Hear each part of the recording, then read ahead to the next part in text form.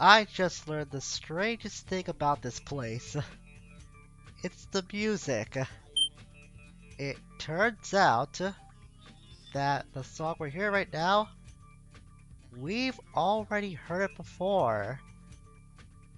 Somehow I didn't know about this until recently, but the song we're listening to is the same one we heard back at the jamming array on Maktar.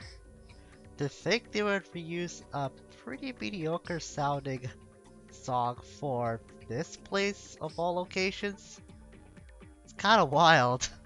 I can recall another song that gets reused in between games, believe it or not, but we're not gonna get to that for a very, very long time.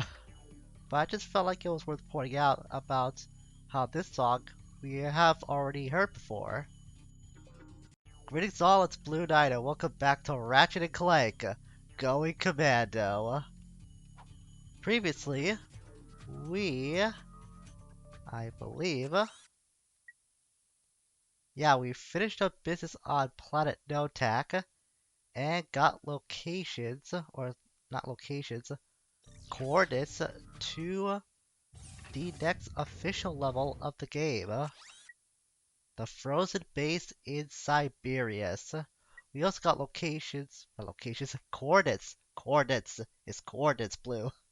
We got coordinates to the ship shack during our time on Notak. But we're not gonna jump to Siberius immediately because today we've got some side things to take care of first. To start off, we're gonna correct a mistake my stupid behind made the last time we were here on Indako, the planet that we got some old gadgets from, as well as saving our buddy Clank. It was that door. Remember that door? I had to use that crate to blow up that door, which was stacked on that solid crate to begin with, in order to make this thing to like get blown up at all. And stupidly, I forgot to get the contents inside this door. As we can see, it's a platinum bolt. I have no idea how I missed this thing on the first pass through. I guess I was just rambling my head off at the time that I somehow neglected the door that I blew up just seconds before to get the platinum bolt. I have no excuse for that. That was just plain ignorance on my part. Also, I cleared out some of the enemies along the way to further upgrade a couple of my weapons. We didn't get much in the way of nanobites for them, but some nanobites are better than none.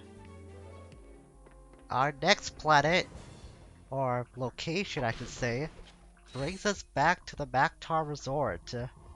We have a trifecta of skill points that we have yet to acquire from this destination. The first one, it pertains to the slot machines that we've seen on the ritzier side of the planet. Planet, location, whatever you want to call it. What we have to do is pretty simple. Just get 300 bolts from the slot machines. We saw the last time we were here that there are a reasonable amount of these machines scattered throughout the resort. So it's very easy to grind up enough bolts to get this skill point. I'm not sure if I have the footage of my own recording of when I got this skill point the first time around or not anymore. But somehow I was able to get the triple bar reels to line up. It was the only time in my entire life that I was able to do that. Or at least for the few times that I did intentionally go after this skill point. When you get the triple bars to line up, you'll get 300 bolts outright, which is the easiest way and the luckiest way to get the skill point. Otherwise, just grind for regular bolts like I'm doing right now, And at some point, you will get the skill points, provided that the machine doesn't blow up first. But like I already mentioned, there are a number of these slot machines scattered throughout the resort. So chances are, you're not gonna be outright locked out in getting this skill point. It's just gonna take some time.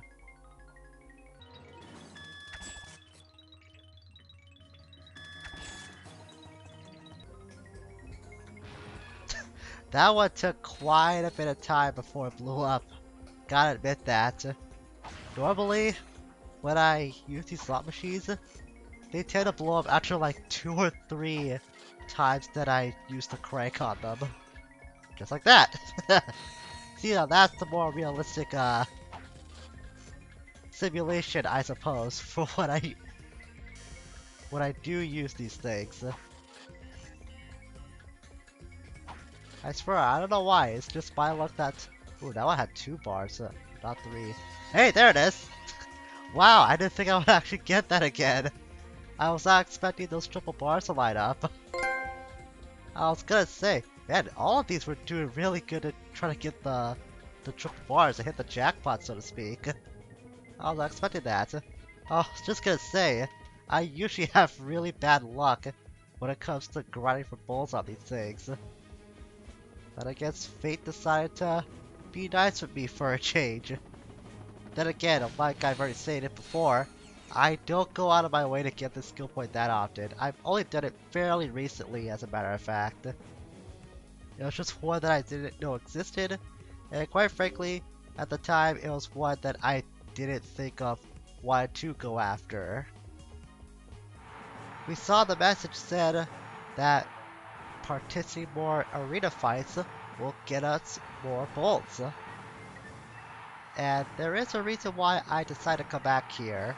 It's not for the B2 Brawler skill point. We are gonna get to that.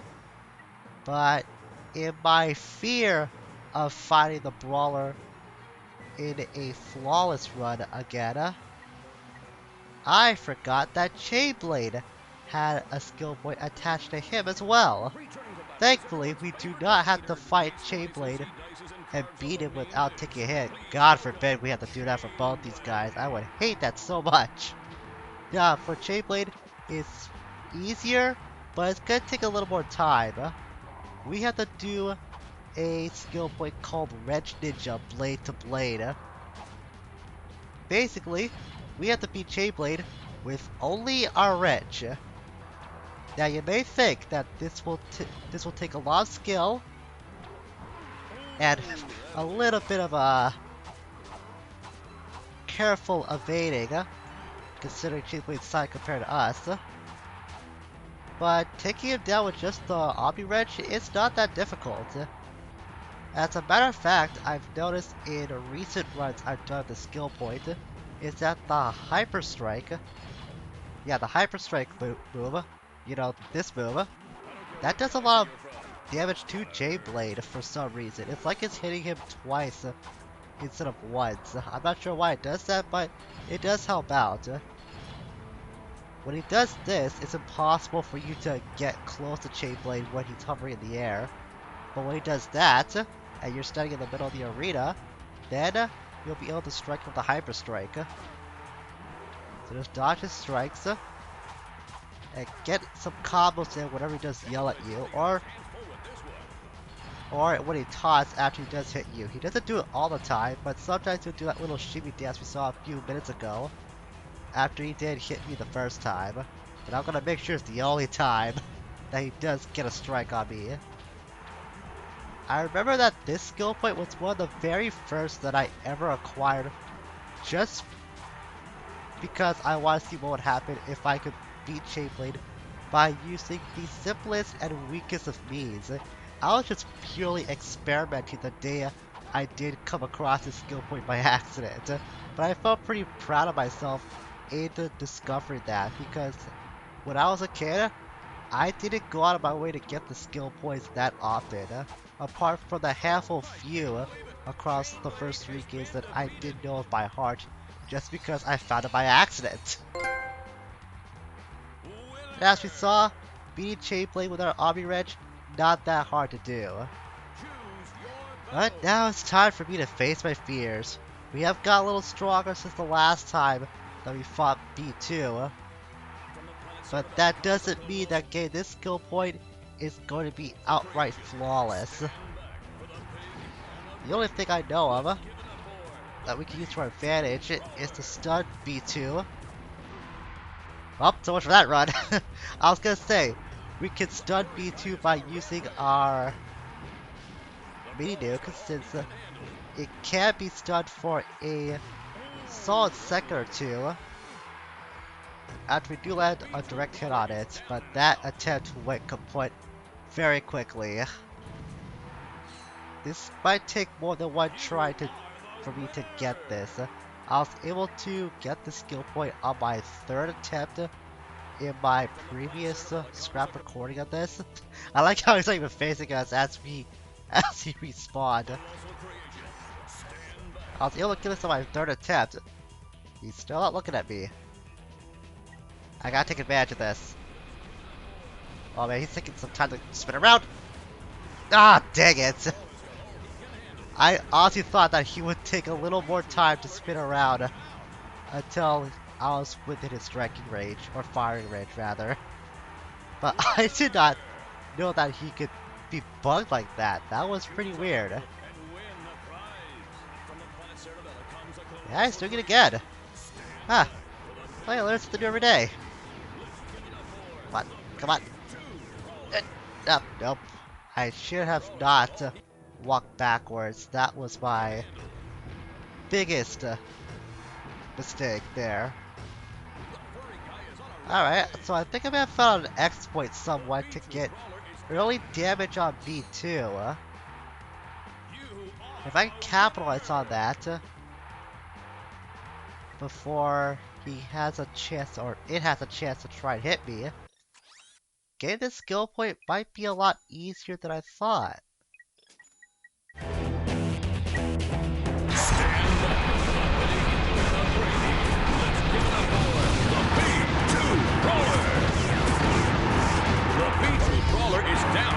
It was that easy the whole time? I just stuck next to its feet, and I kept using the Seeker. Ooh, new outfit, nice. I just kept close to its feet while using the Seeker, and its blasters were not able to hit me. Has it really been that simple the whole time? Did I just find like the ultimate strat and get a skill point? I gotta try this one more time. Just for my own curiosity now. Circle around like so. Nope, that wasn't it. I was just lucky, I guess. But wow, that is a lot easier than I thought it would be. After all these years, I didn't think that was the move. That was the way to get that skill point. It makes it so much easier just getting close to him. Or it, I should say. I gotta call it an it. It's a robot. I don't know if B2 has a specific gender or not. I remember when I was a kid, I assumed it was a he, but I'm pretty sure it's just an it because, well, it's a brain for one thing, and we have no idea what kind of planet Cerebellum really is, or Cerebella, I think it's the whole world. Unbelievable. I didn't think getting that skill point was that simple. But I guess as long as we're here, let's check out that outfit that Ratchet got. So if you go to skill points, not skill points, you go to cheats, you can see that we'll get a number of cheats unlocked based on the amount of skill points we acquire. Again, you're not supposed to see this until after you beat the game the first time, but since I beat this game plenty of times, it's kind of impossible for me to not show this off unless I deleted all of my data about this game off of my PS3's hard drive. And I didn't want to do that. I just wasn't in the mood for it. So yeah, the more skill points you get, the more cheats you can unlock. I think for this one, we have to get a specific skill point to unlock it, or just get all the skill points. I don't really remember right now, but we're not gonna focus on that at the moment.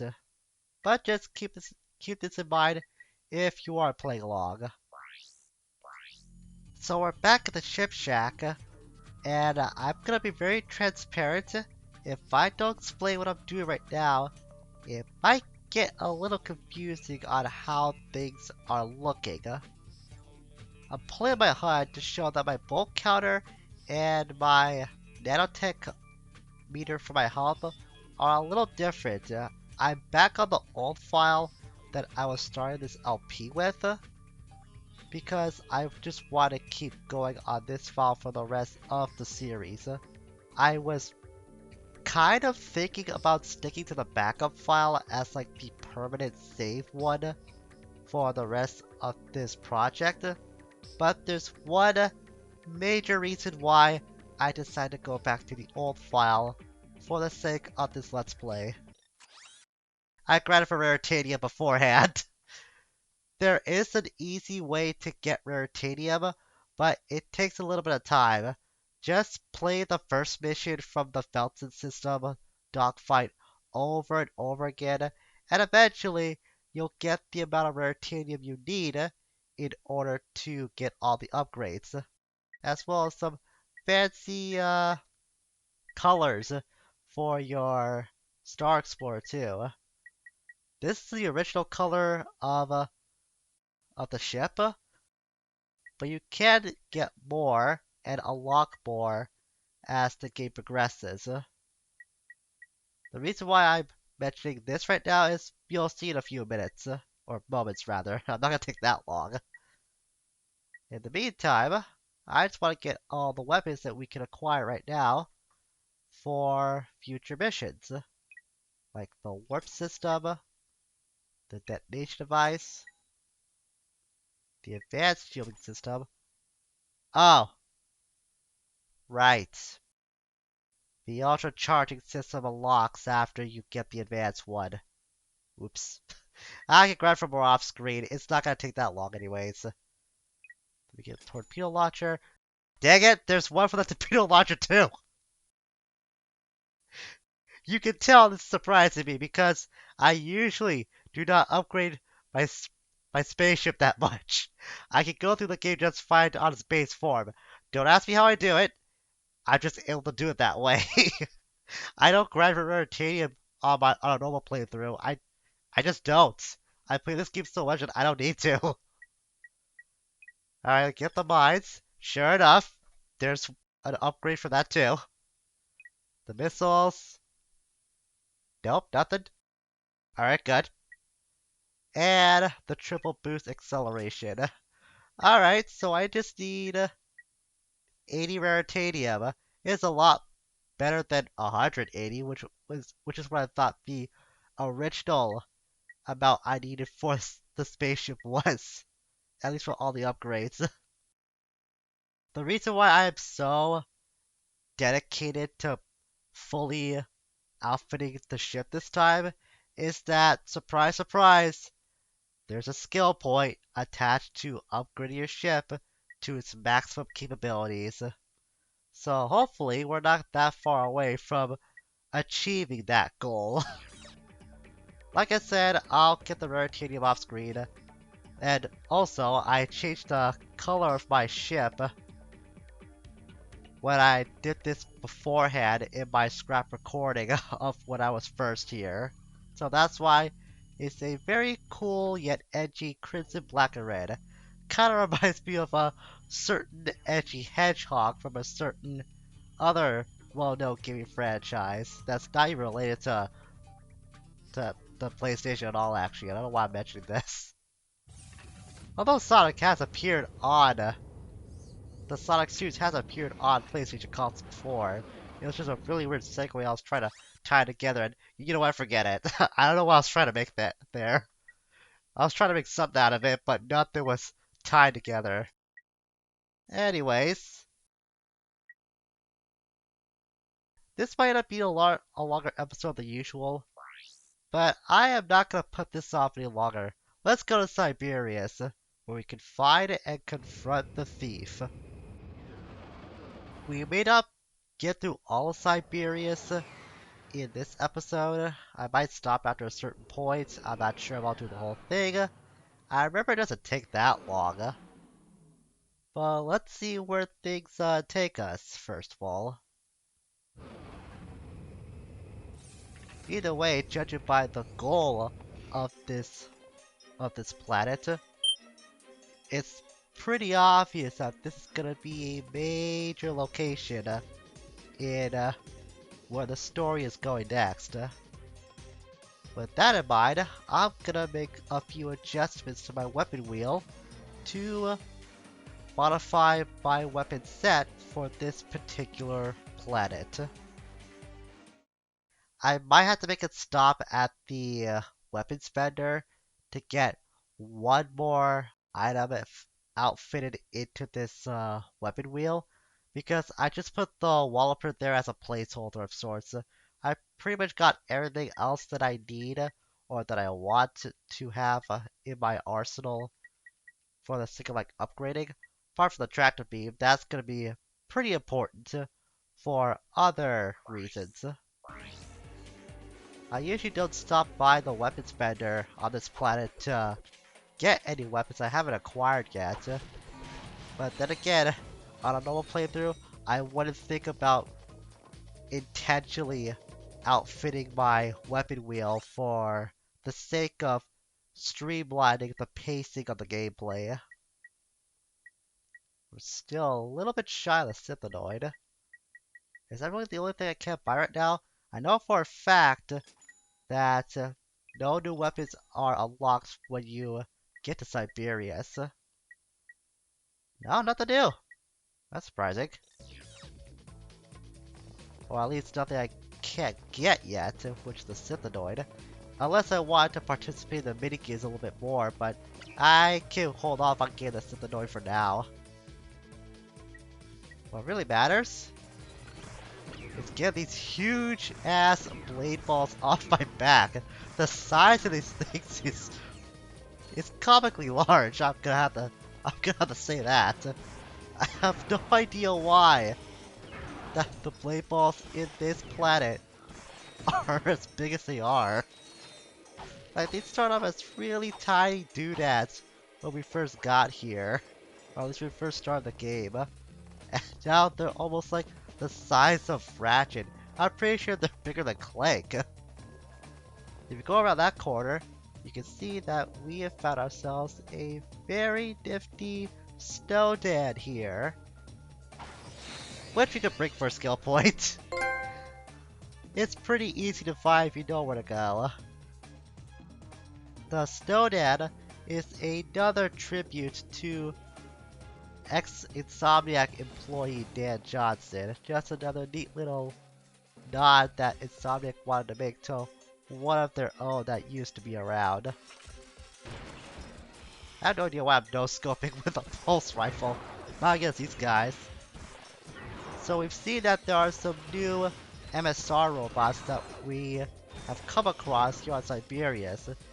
Got some stronger chainsaw bots, as well as the flamethrower guys. But these guys, they can shoot fireballs at you. I don't think this model of the flamethrowers can outright shoot you. Well, not shoot you, can roast you with a flamethrower. I think they're only just capable of just shooting straight at you. I think they are. Doesn't matter. Got my down tech increase there.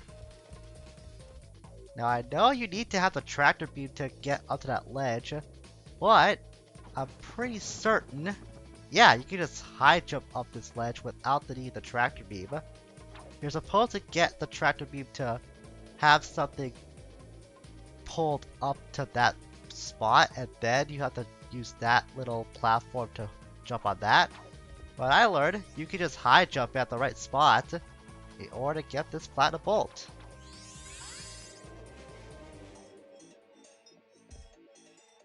Alrighty, so we already got a platinum bolt to our name, and we're not even at like scratching the surface of what this planet's made of.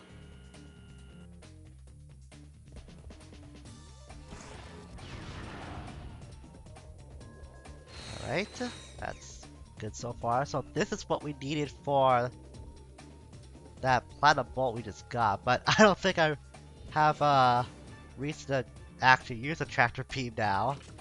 I do have a reason to use this though.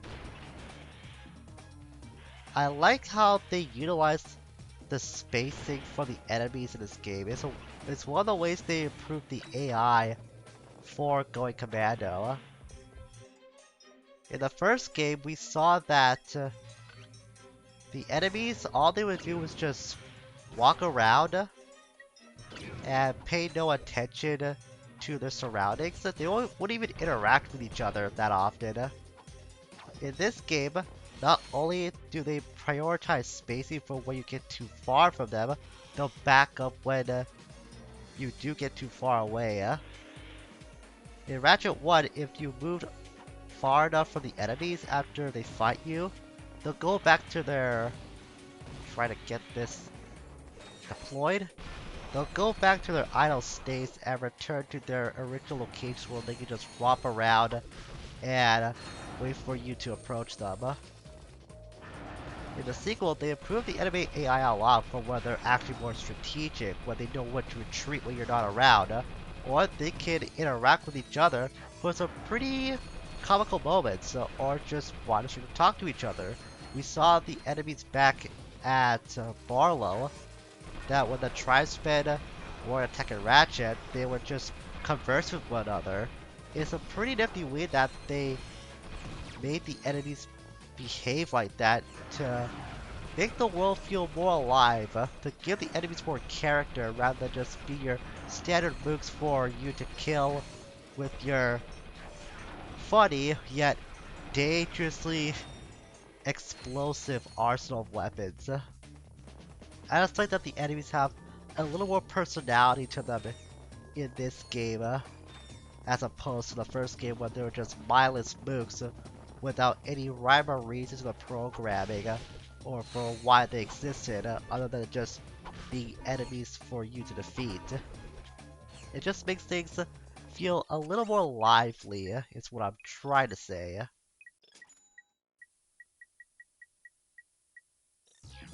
I can't believe we already got to this part so quickly.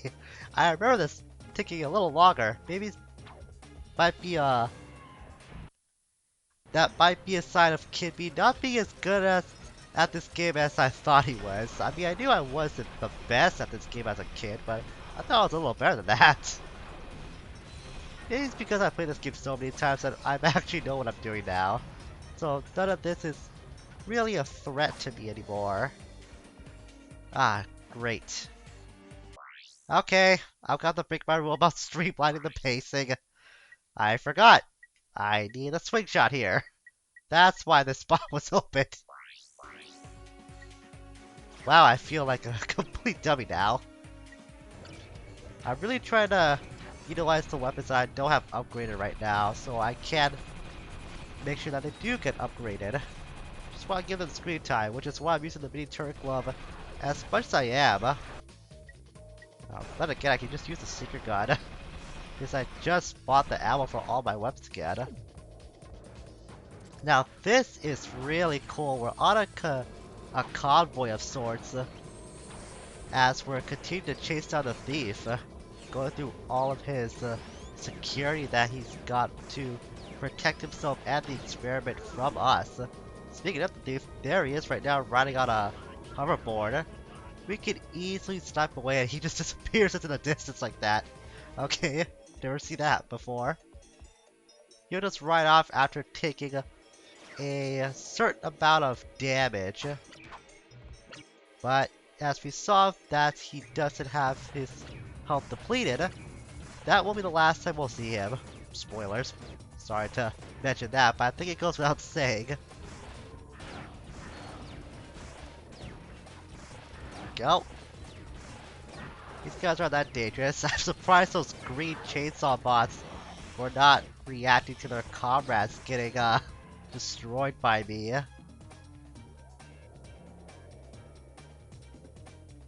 Okay. You know, I'm starting to think we may have missed a second platinum bolt back at the opening part before we're going onto this convoy. We can get it later if I am correct about that. I'm pretty sure I am. I was just kind of surprised at how fast I got through the opening part. We might save the rest of this for next time. Let's get to the convoy for today, and then save the conclusion of this level for the next episode.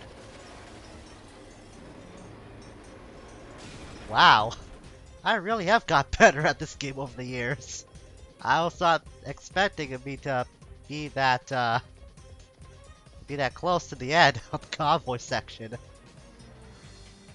That's pretty impressive for PS2 standards, that they put a lot of work into that segment of this level. Unfortunately, you can't relive that part of Siberius when you come back here on subsequent visits. That's the only time we'll ever see that convoy in action. But that just makes things easier for us because we're gonna stop for today. So next time, we're gonna climb up that ladder and then head over to this center of this arena-like structure. I think it's pretty obvious what's gonna happen next. You're gonna have to deal with the thief for good. Until we meet again, farewell for now, as Ratchet frees his butt off. Sorry, dude, but you should have came here with warmer clothing, not that generic looking suit. Just saying.